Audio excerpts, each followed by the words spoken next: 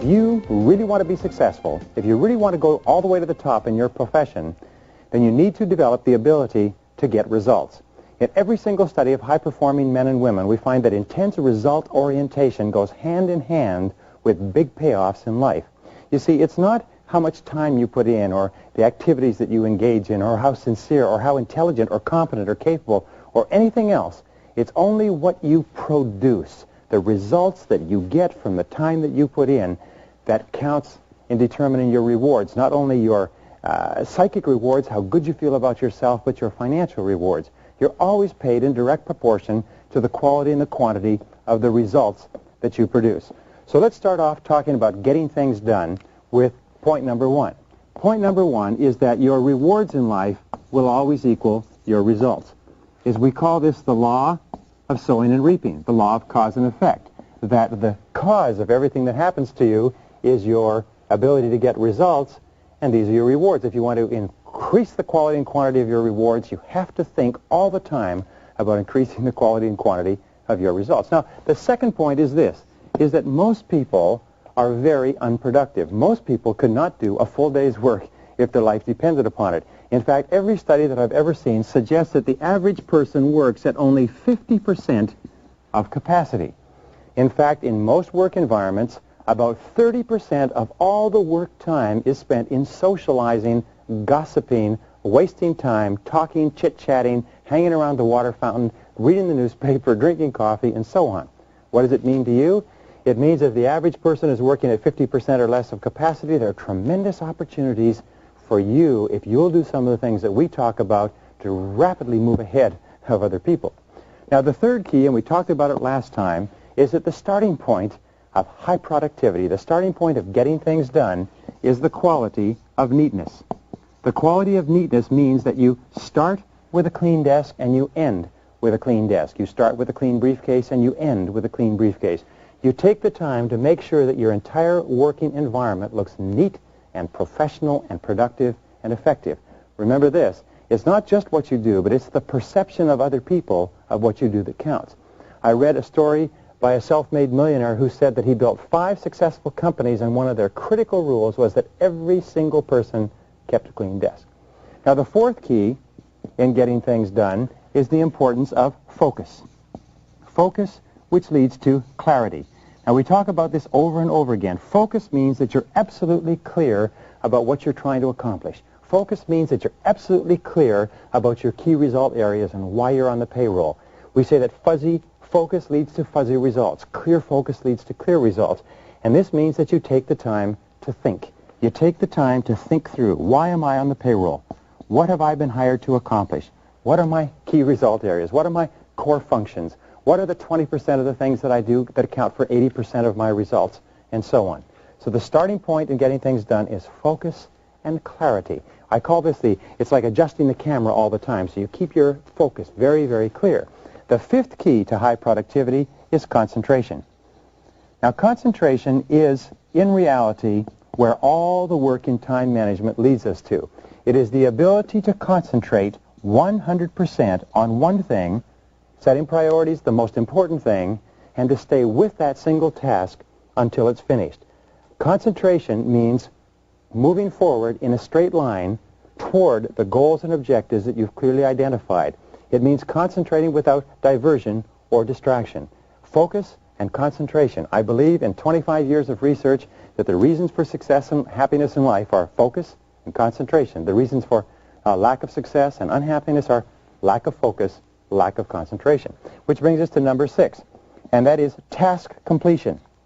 Now, what we know about task completion is that not only is it the key to the future, not only is it the key to getting more and greater and better opportunities, but important task completion, doing something that's important to you and carrying it through and finishing it 100% at the end, is a source of energy, enthusiasm, and high self-esteem. Men and women who are working consistently on getting important things done and staying with it till they're complete are more positive, they're more optimistic, they're more self-confident, they have more belief in self-assurance in themselves, and they get more opportunities to complete more tasks. And here's the flip side, is completing low-priority tasks leads to stress. If you work and you get a lot of little things done, but they're not moving you toward the accomplishment of things that are really important to you, what happens is you just feel crummy as a result. So this brings us to number 7. Number 7 is the quality of perseverance. You need to persevere and persist single-mindedly toward the completion of your important task, because we say that the ability to concentrate is a discipline, and perseverance or persistence is self-discipline in action.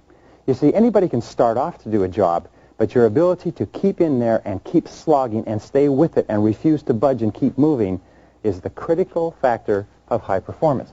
Principle number 8 in getting things done is remember that the average person, especially executives, pick up an important piece of paper or task as many as 5 times before they actually complete work on the task. What does this mean? It means that if you pick up the task and you focus single-mindedly on that, and it's your most important, and you concentrate on it till it's complete, you can give yourself a 500% savings in time or increase in productivity. This has been proven in study after study after study that the fastest way to increase your output is to pick up a task and to stay with that task instead of picking it up and coming back and picking it up and coming back and so on. Number 9 is the importance of developing a compulsion to closure. A compulsion to closure is a commitment before you begin that I will stay with this task until it's finished. You will put your head down and you will hammer and hammer and hammer until it's finished. And one of the ways to do this is to train yourself with a series of rewards. What we found over and over again is that really high-performing men and women are those who are capable of establishing a series of rewards for each milestone in the completion of a major task. And what they do is they trigger a conditioned response, almost like Pavlov's dog, where they fed them a piece of meat and the dog salivated and they rang a bell at the same time. And if they repeated this often enough, pretty soon when they rang the bell, the dog salivated. If you continue to set up a reward structure for yourself for the completion of small and large tasks, you know what happens? Is that you eventually salivate and get excited, motivated, and enthused when you're working on something that's important. Now, number 10 is to develop what is called an affirmation or a mental trick to keep yourself working. And the most powerful of all are the words, back to work. Whenever you find your attention drifting, say to yourself very strongly, back to work, back to work. Somebody comes in and wants to talk to you, you say to that person, I'm sorry, but I have to get back to work. And your boss comes in, you say, boss, I'd like to spend a lot of time talking, but I have to get back to work. Get to be known as the person, little Mr. or Mrs. Back to Work. Because the thing is, when you keep repeating back to work, back to work, back to work, you program those words into your subconscious mind, and they actually activate and push you forward and get you back into the job rather than diverting your attention to doing something that's fun and easy. Now, the 11th key to getting things done is terribly important. It's called chunks of time. Is to do important tasks, especially the important tasks which are not particularly urgent, the tasks that can contribute the very most to your long-term future, you need chunks of unbroken, sustained time. Any decision involving other people requires a lot of time in thought and discussion. Any proposal, any report, learning any critical subject, gathering information requires chunks of time, minimum of 60 to 90-minute chunks of time. Now, successful men and women are those who structure their days so that they get these chunks of time. And in my experience, let me give you 4 ideas that you can use. Number 1 is come in early in the morning, or number 2 is to stay at home early in the morning. Get up at 5 or 6 and work for an hour, hour and a half, 2 hours. Come in early before anybody else. Work at lunchtime. When everybody goes out for lunch, the office becomes quiet, close your door, put your head down, and work. People in my office and people in other offices will often take do not disturb signs and hang them on the wall or hang them on their doors, and what they will say is do not disturb, and they'll take a quiet time of an hour to 2 hours in the morning and perhaps also in the afternoon. The next, probably the 5th chunk of time that you can get is stay after work and work for a couple of hours.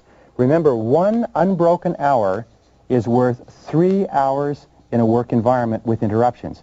So if you can break yourself 1-hour chunks here and there, you can dramatically increase your productivity. Number 12, develop the body language of high productivity. What we have found is that there is a certain physiology. In other words, if you sit up straight and erect and strong and clear-eyed and move forward on your chair and sit up to your desk with your back straight, it's very hard not to be productive. But if you lean back, if you slump down, if you put up your feet, you find your whole body relaxing too. So develop and maintain the body language or physiology of high performance. Number 13 key to getting things done is called single handling. Now, single handling is probably one of the most important time management techniques ever developed. It simply says that when you pick up a task, don't pick it up unless you're ready to stay with it and to work on it until it's finished. And once you pick it up, discipline yourself, force yourself to stay at that task and keep at it until the task is done. In fact, the studies show that you will increase your overall output and productivity by 50% the very day that you begin adamantly single-handling every single task. Single-handling comes from several studies. It is the ultimate expression of concentration in work, and it's absolutely outstanding. Number 14 is concentrate on those areas where superior performance will bring outstanding results. Concentrate on those areas where superior performance will bring outstanding results. Concentrate on those areas where you can really make a difference. Ask yourself this question: what can I, and only I, do that if done really well will make an extraordinary contribution? Ask yourself, what can I and only I do that if done really well will make an extraordinary contribution to my work, to my life, to my company, to my health, to my happiness, to my future, to my finances? But always concentrate on the one or two small areas where if you do a terrific job, it makes a tremendous difference. We say in marketing, fish for whales. If you're in marketing or sales, ask yourself, what customers, if we could get them, what sales, if we could get them, would make an extraordinary difference to the success of our companies. And concentrate on the whales, the areas of greatest opportunity and possibility in your work and personal life. The 15th key is concentration of power. Now, concentration of power is an expression that comes from military terms, and it also comes from time management. It's also called the principle of the mass. And what it says is that you take all of your resources and you put all your resources together and you concentrate them single-mindedly on a single point. In fact, you'll find that every extraordinary achievement in the history of mankind has come about as the result of an individual or group of individuals being able to concentrate their powers into the critical point where that makes all the difference. So concentration of power is a habit of mind. Where and in what way can you concentrate your power to achieve the very most? Number 16 is always concentrate on strengths. According to Peter Drucker's work on effectiveness, one of the top 5 management techniques for effectiveness is to concentrate on strengths rather than on weaknesses. Now, here's an important point, is you have, as an individual, specific strengths and potentials that if you develop them to their full extent, you can accomplish anything you want in life. You also have a lot of weaknesses. People are pits, mountains and valleys. People have a lot of weaknesses where there are things that they can't do particularly well. They also have peaks where there are things that they do extraordinarily well. So your first job is to look at yourself and say, what are my particular strengths? What are the strengths that I have where I can make the most significant contribution to my life? Then you ask, where can I make the most significant contribution to my company? Where can I make the most significant contribution to my family and to my long-term future? Then you say, what are the significant opportunities in my work environment? What are the significant opportunities for increasing revenues and decreasing costs? What are the significant strengths of other people? And how could those people be deployed usefully? There's a basic rule that says that a weakness is merely a strength inappropriately applied. Very often you're applying your strengths inappropriately too. Number 17 is set deadlines on everything that you have to do. Use deadlines as a forcing system. A forcing system is a way to push you from behind and internally to get the job done. And number 18 is to promise others. One of the ways that you can motivate yourself to concentrate single-mindedly on one thing at a time is once you've decided to do an important project and you've decided it's the most important of all projects, then write it down, make a plan for its accomplishment, and then promise the significant people in your life that you will have this job done on time by a certain day. You see, when you promise someone else, it sort of programs you subconsciously and impels you forward and makes you much more likely to concentrate and focus and become intensely result-oriented in everything you do.